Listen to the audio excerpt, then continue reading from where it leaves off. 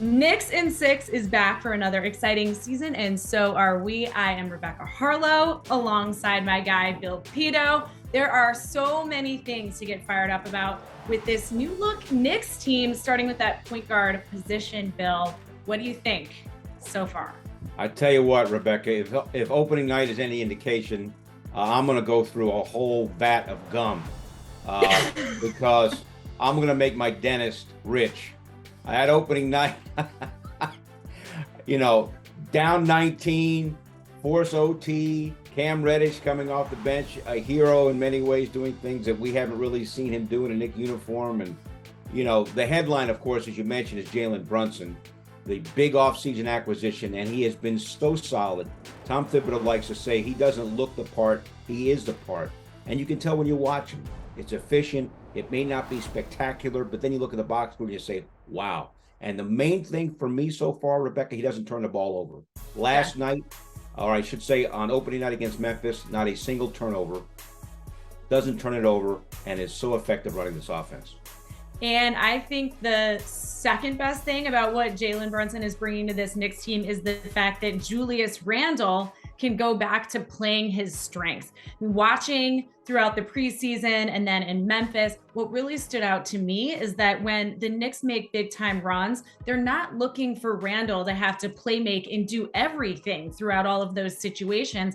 They are putting him in a position to be super efficient. He can score, he can pass, he can do his thing, but not have to worry about putting the entire team on his shoulder in those moments when they need to make a big time run. And I think that's going to pay off in a big way for the Knicks this season.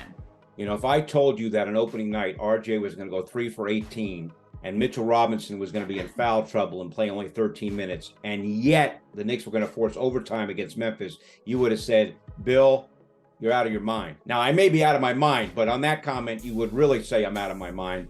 And yet they have the roster depth that the coach talks about. And Isaiah Hartenstein, for example, plays a career-high 40 minutes, one of their other offseason acquisitions. He gives them a scoring option at the 5 that they really haven't had in years. 16 points for Hartenstein. Passes the ball really well. So that's another storyline coming out of opening night. It looks like the Knicks really have a bona fide and effective complement to Mitchell Robinson at center.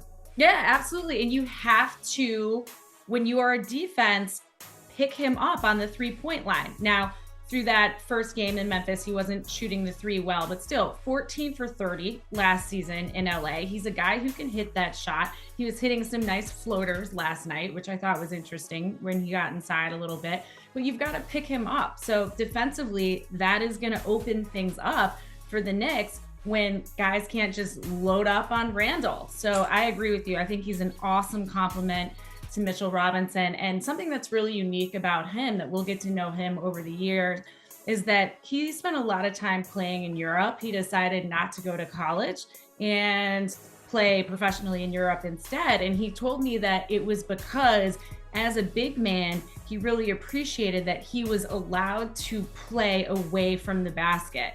And he didn't want to have to come to the United States and be put into a system where he would only have to play as a big right around the basket.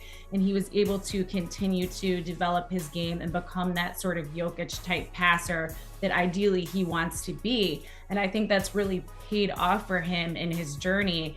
And then the other thing too is just, you mentioned it, Bill, the minutes. Like the fact that he led the team in minutes last night. If you had taken Mitch and had him in foul trouble last season, Taj Gibson, who I love, can't handle 40 minutes night in and night out. And so Hartenstein's not going to have to do that, but he can. And I think that is huge for this team. We talk a lot, Rebecca, about the Knicks bench. What's going to be interesting based on opening night is how this bench evolves, because Cam Reddish, without Quentin Grimes, who's still out with that bad foot, Reddish gets his shot and goes for 22 points. And does things that the Knicks really haven't had from that position off the bench, and being able to create with his size at 6'8", he can create more offensively than maybe an Obi Toppin. And with Quickly struggling and with Rose not getting a ton of minutes, Reddish was huge. And it's going to be very interesting to see how this works itself out as the season evolves, because we didn't expect Reddish, with everybody healthy, to be in the top 10 based on opening night.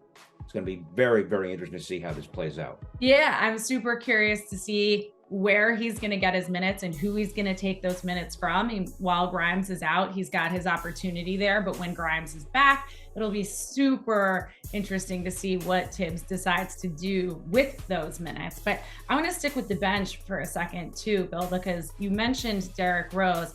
Over the last couple of years that he's been with the Knicks, we've seen how dynamic of a player he can be. But keep this in mind. Over the last couple of seasons, he was actively playing with a bone spur. Think about that. Think about taking a piece of your bone and sticking it into your ligament and still playing the way that we saw Derrick Rose play for the last couple of years. Well, those bone spurs have now all been handled. He tells me that he's feeling better than he ever has. He's back to his rookie playing weight. He lost 10 pounds. He put on some muscle. He is really in a position to attack this season, and whether or not they need him for big minutes, you know, some nights they will, other nights they won't. But the fact that physically he is feeling better than he has in years is a huge plus for this team this season too. You know, they got him 2 years ago in February, and with him suited up, they went 24-11. Last year, of course, he got hurt in December, and things really kind of fell apart after that. And as we know, things got really challenging without Rose in crunch time last year. So to your point, hopefully he helps them down the stretch. Absolutely. And, you know, I do think that we also need to get back to RJ Barrett. I think he has positioned himself for a big time year. Obviously, he signed the contract. He worked really hard all summer. He wants to be a Knick. He wants to be an all-star. He wants to get this team back into the playoffs every single year. And I think one piece of his game that I'm really excited about this season is that free throw line. He told me he worked extensively on his free throws this summer. Last season, only 71% from the free throw line. And that needed to change because with the way he plays and how physical he is and how he draws contact and how he gets to the line, he's got to hit those shots. And throughout the preseason and in Memphis, we've seen a big shift in those numbers. If he can get into the 80s, low 90s, it would make a big difference for this team, especially when you consider the fact that he is a guy who goes to the line late in games when it really counts and it's like a 1 or a 2 point game. If he can get into a rhythm where he's knocking down those shots with more consistency, I think that's going to be a huge X factor for this team too. You know, what's amazing about him, despite his struggles on opening night, we have seen this before, where he just maybe goes through a stretch where he's ice cold, but he always bounces back. So that's going to be another interesting thing to watch because you know he's going to bounce back. He always is able to respond after some adverse scenarios, and that's one of the great attributes that he has as a young player. Yeah, absolutely. I'm not worried about RJ Barrett at all. Whatever. He had a night where his shot wasn't falling. Who cares? Look at everything else that he did on the floor. I mean, they were so competitive in Memphis. The way that they broke up that 19-point deficit, went up to a 2-point lead, and took Memphis into overtime. And guess who was defending Ja Morant most of the time in the fourth quarter and down the stretch? It was RJ Barrett. So yeah, there are going to be nights where he's not hitting shots, but that doesn't mean he's not going to impact the game. That doesn't mean he's not going to impact winning. And hey, by the way, the Knicks have added a couple more pieces who can knock down shots now. So to your point, if there's a night where he's a little bit off, they can make up for it with their depth. So I think there is a lot to be fired up about this season as we get started. And I can't wait to see how it unfolds because you know what? And I'll leave you with this note too. Bill, these guys, they're dogs. That's how they describe themselves. They're dogs. They're fighters. They play hard and they love Tibbs' hard-nosed basketball. And I think we're going to see a lot of that, especially when we've got Jalen Brunson leading the way at the point guard spot. All right. Great to be back with you, Rebecca, here on Knicks in 6. Thanks, everyone, for joining us, and we will see you right here throughout the season.